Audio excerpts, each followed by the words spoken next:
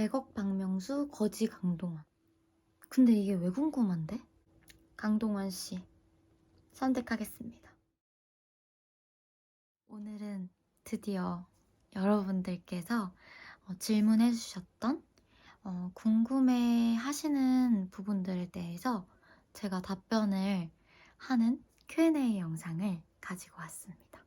사실 이 Q&A 영상은 꽤 오래전부터 제가 생각을 했었어요. 그래서 인스타그램 스토리로 질문을 미리 받기도 했고요. 어, 그랬었는데 너무너무 늦어지게 돼서 너무 제가 반성했고 너무 죄송합니다.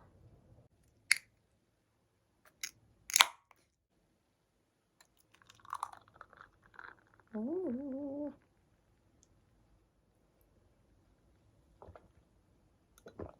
짠! 여러분들도 흑맥주 좋아하시나요? 이 코젤 맥주가 생각보다 파는 곳이 많지가 않아요. 그래서 제가 어제 홈플러스에 우연히 갔다가 판매를 하길래 4캔을 사왔습니다. 제가 스토리로 받았던 질문들을 이렇게 캡처를 해놨거든요. 그래서 오늘은 이거를 보면서 답변을 한번 차근차근 드려보도록 하겠습니다. 아무래도 제일 많이 물어봐 주시고 궁금해 하는 게 제 나이예요. 저는 96년생, 올해 27살이에요. 두 번째로는 제 직업, 무슨 일을 하고 있는지, 그리고 뭐 모델 일을 시작하게 된 계기, 이런 것들을 또 두 번째로 많이 물어봐 주셨어요. 저는 하고 있는 일이 꽤 좀 여러 가지인 것 같아요. 일단은 프리랜서 모델 일을 지금 정확히는 모르겠지만 3년 정도는 넘었어요. 그리고 시작한 지는 얼마 안 됐지만 조그맣게 저의 이제 온라인 스토어를 운영을 하고 있습니다. 뭐 액세서리나 제가 필름 카메라로 찍은 사진들의 굿즈들을 제작을 해서 판매를 하는 제 개인 사업자이기도 하겠고요. 그리고 세 번째로는 평일에 4일 정도는 카페에서 아르바이트를 하고 있는 그런 사람입니다. 그리고 혈액형 B형이고요. MBTI는 INFP입니다. 전공이 궁금합니다. 전공이라고 하면 이제 많은 분들이 대학교에서 어떠한 것을 전공했냐 하는 뜻으로 많이 이렇게 생각을 하시잖아요. 우선 저는 대학 진학을 하지 않았고요. 그 전에는 이제 한국무용을 7년간 전공했었습니다. 남자친구와 이상형. 지금 현재는 남자친구가 있어요. 이때 질문 주셨던 이 시점에서는 없었고요. 그리고 이상형은 코드가 잘 맞는 사람? 코드도 정말 많잖아요.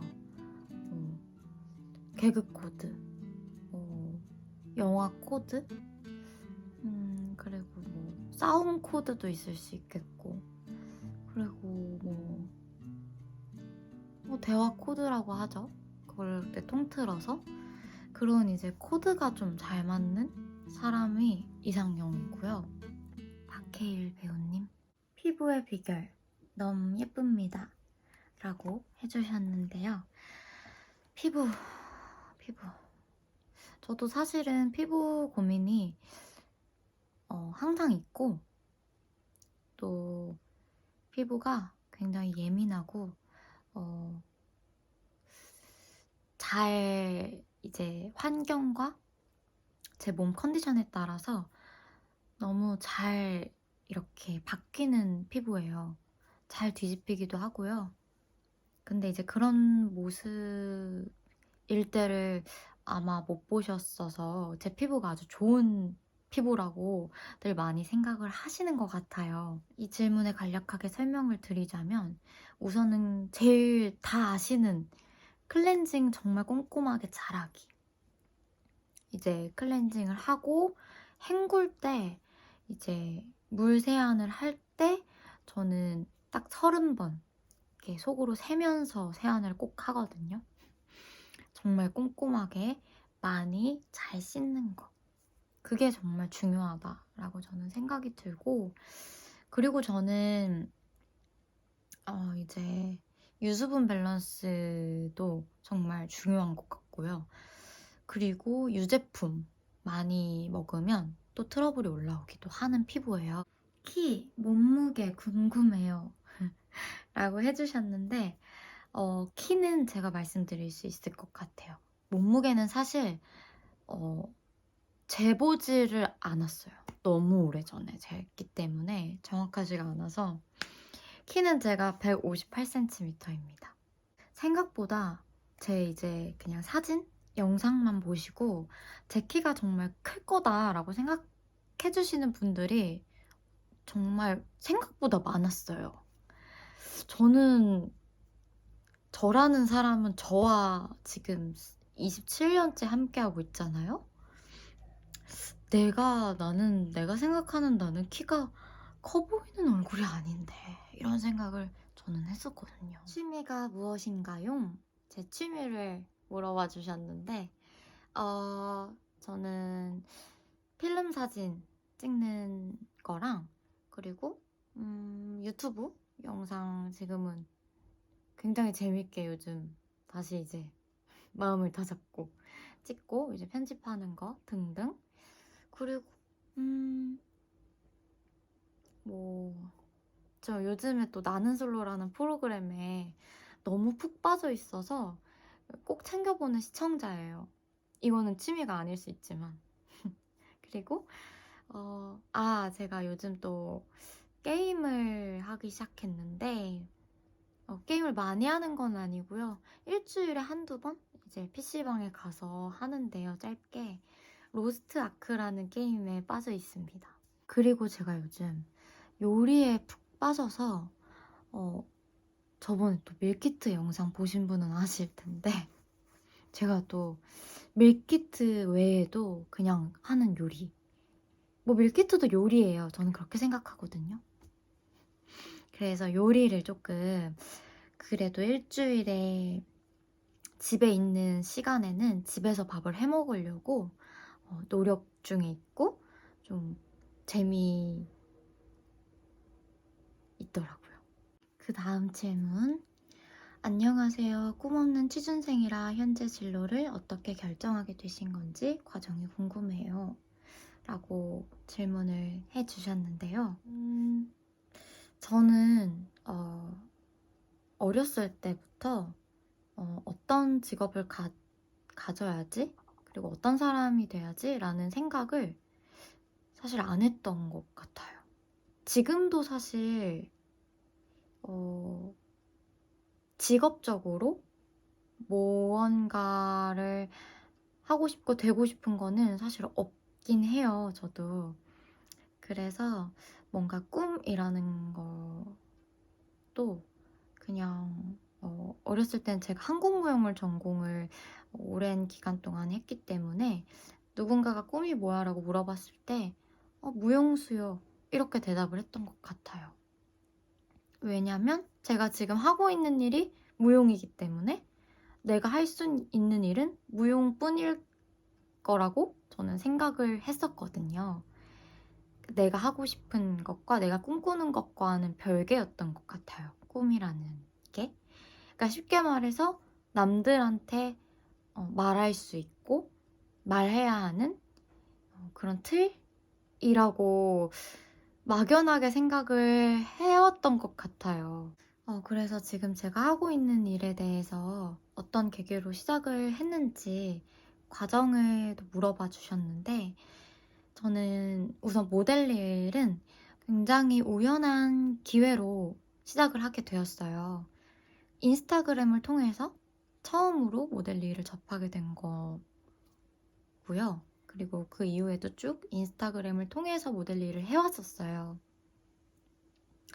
제가 또 모델 일을 해봐야지, 하고 싶다 라는 꿈을 가져서 인스타그램을 시작하고 그랬던 건 사실 아니거든요. 그리고 또 지금은 제가 아까 말씀드렸다시피 이제 어느 순간 필름 사진에 또 애정이 생겨서 뭐 그렇게 필름 사진을 찍고 뭐 굿즈도 만들고 판매도 하고, 그리고 이렇게 유튜브도 하고 싶어서 유튜브 채널도 개설한 것처럼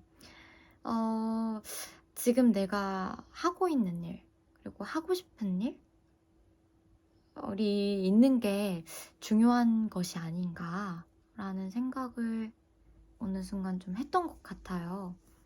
그리고 제가 하고 싶은 일은 얼마든지, 그리고 언제든지 계속해서 바뀔 수 있는 거잖아요. 그런 조급한 마음으로 불안해하지 않으셨으면 하는 제 개인적인 바람입니다. 응원하겠습니다. 혼자 여행을 좋아하는 편이신가요? 저는 혼자 여행의 경험이 그렇게 많지는 않아요. 왜인가 생각을 해보면 저는 항상 혼자였던 시간이 좀 많았던 것 같아요. 그리고 혼자가 편하고 혼자 있는 걸 좀 즐기는 편이에요. 집순이 기질도 있고요. 집에서 혼자 해야 할 일, 하고 싶은 일들이 너무 많고 잘 지내는 편이어서 굳이 또 혼자 여행을 막 가는 그런 편은 또 아닌 것 같기도 해요. 스스로가 INFP라고 느껴지는 순간들, 같은 INFP로서 궁금해요 라고 말씀을 해주셨는데,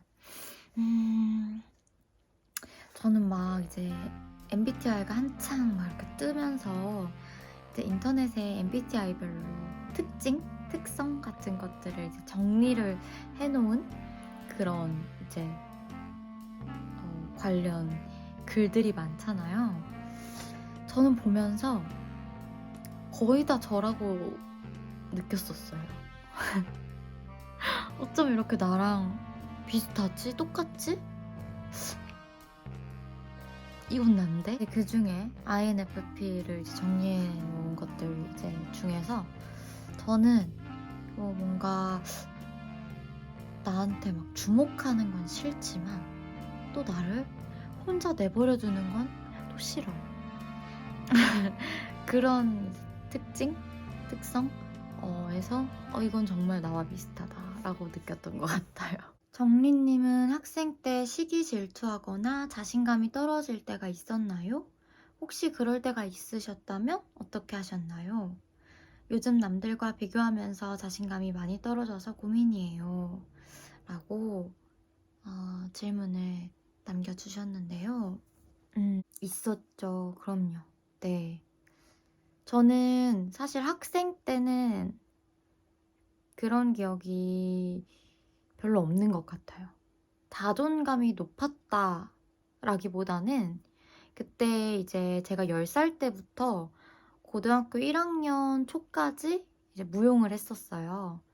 학창 시절 때는 학교 끝나면 바로 무용하고, 그리고 콩쿨도 많이 나갔고 이러느라 정말 친구들하고 보내는 시간은 학교에서의 시간이 거의 전부였었어요.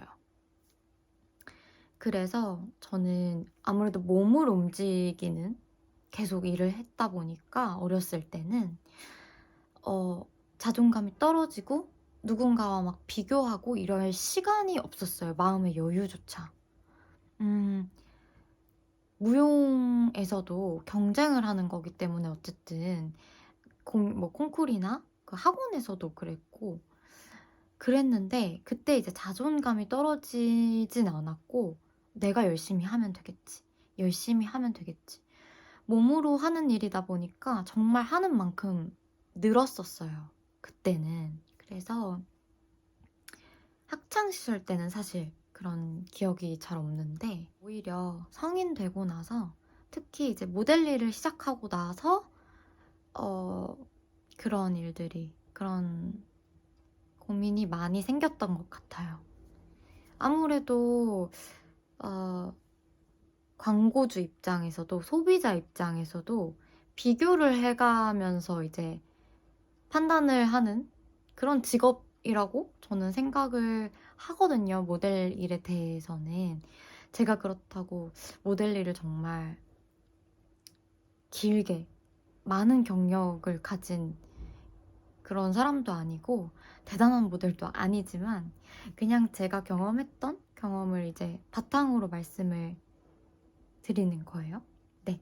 SNS를 보지 않고 그 시간에 내가 좋아하는 음식을 먹고 내가 좋아하는 뭐 낮잠을 자고 온라인이 아닌 오프라인에서 할 수 있는 일들을 좀 미뤄왔던 일들이라든지 이렇게 집중을 하려고 노력을 했던 것 같아요. 그래서 또 하나 생각난 에피소드가 있는데 어떠한 뷰티 브랜드와 촬영을 하기로 이제 얘기를 했어요. 광고 화보를 찍기로. 그래서 그쪽에서 저한테 뭐 몇 월 며칠 이날에 촬영을 진행할 것 같으니 이날로 일단 픽스를 해달라고 하시더라고요. 그래서 저는 그날에 촬영을 하는 줄 알고 아무런 스케줄을 잡지 않았어요. 근데 보통 뭐 촬영 날을 잡으면 최소 며칠 전에는 미리 스케줄을 짜서 타임테이블이라든지 시안이라든지 이런 것들을 보내주시거든요. 근데 연락이 없으시더라고요.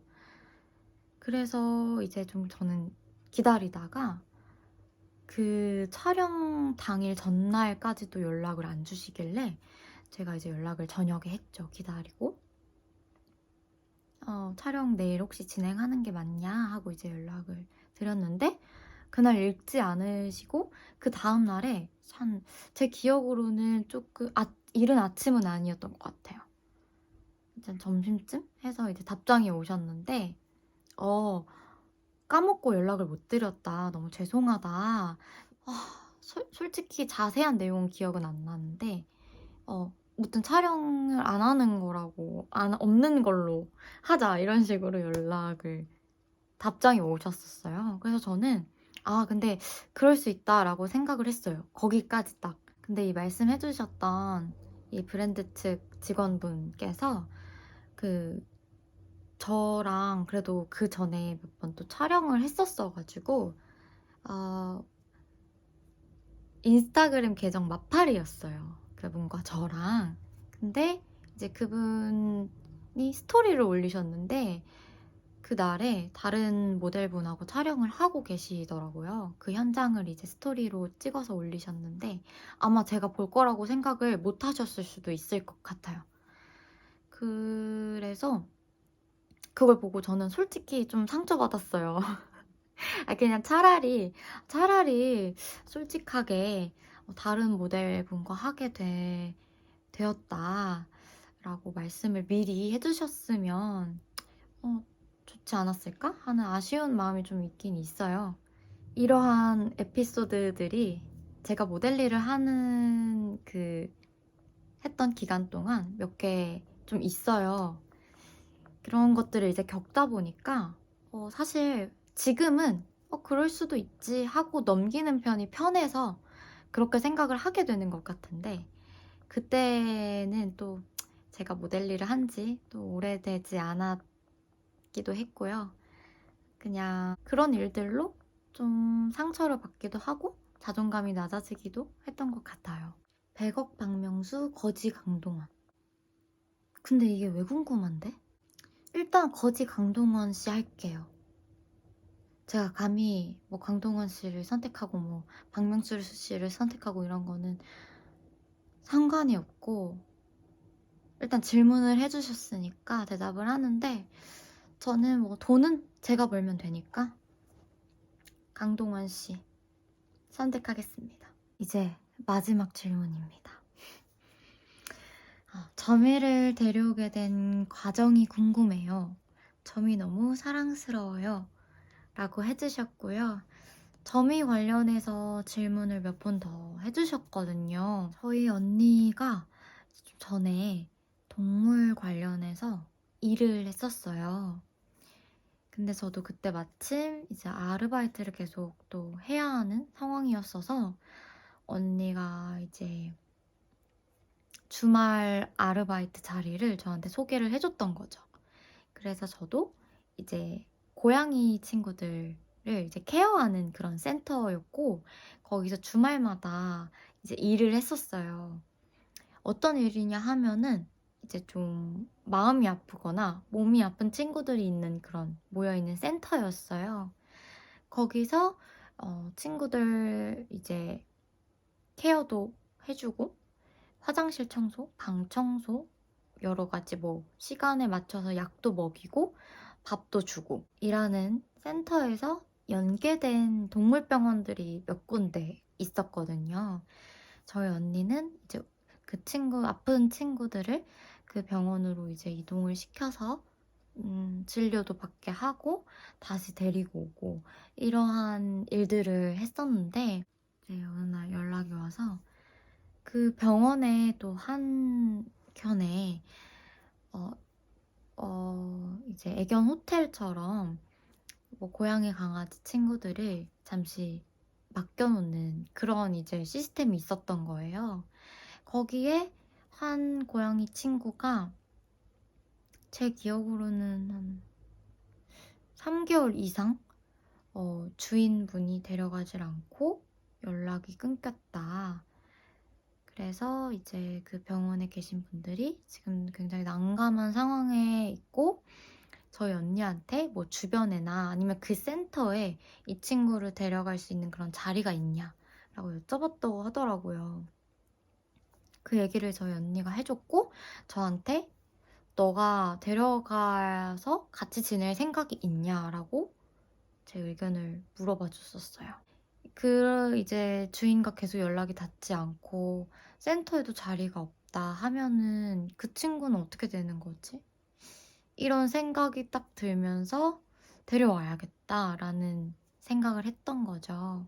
아무튼 그렇게 해서 점이를 데리고 오게 되었고 그 병원에 계셨던 간호사님께서 말씀하시기를 점이를 거기 맡겨둔 그 주인분께서도 뭐 그렇게 말씀을 하셨대요.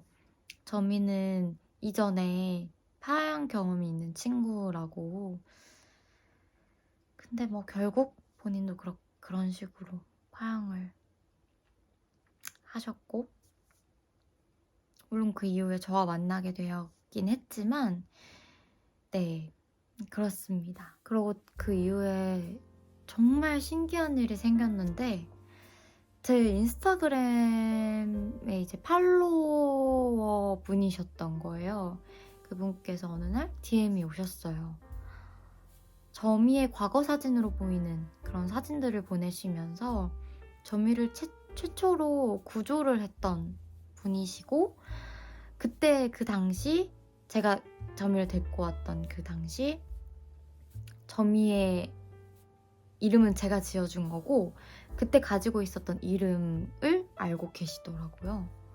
그러면서 지금 저랑 지내고 있는 이 점이라는 친구가 내가 최초에 구조했던 그 친구와 동일한 것 같다라고 이제 여쭤봐 주시더라고요. 연락이 왔더라고요. 그래서 이제 그때 점이의 이제 과거에 대해서도 알게 되었고 최초로 구조를 해주신 분과도 연락이 정말 정말 우연하게 닿아서 네, 막 그때 통화하면서 우시고 막 그랬었거든요. 저는 그래서 참 네, 이런 사연이 있네요, 점이에게. 그래서 저는 그냥 이 영상을 빌어서 다시 한번 이제 말씀해 드리고 싶은 게 너무너무 감사하다고. 어떻게 보면 점이는 그냥 길고양이였잖아요. 근데 그 아픈 아이를 그냥 지나치지 않고 구조해 주셔서 너무 감사하고 네, 정말 복 받으셨으면 좋겠습니다. 무튼 네, 지금 저미는 저희 친언니가 지금 같이 지내고 있는 3마리의 냥이 친구들과 같이 지내고 있어요. 친언니의 집과 제가 지금 혼자 지내는 이 집은 3분 거리거든요, 걸어서. 그래서 오늘도 저미를 보고 왔고요. 아직 제가 답변을 다 못 드린 질문들도 있고 중복이 된 질문들도 좀 있어요. 그래서 제 생각에는 다음 Q&A 영상 2탄을 제가 준비를 하는 게 좋을 것 같아요. 그 Q&A 2탄에서는 또 어떤 것들이 궁금하신지 댓글로 많이 적어주시면 제가 또 잘 준비해서 오도록 하겠습니다. 그러면 저희는 다음 영상에서 만나요. 저 그래도 굉장히 자주 오려고 노력 중에 있습니다. 댓글 많이 적어주세요.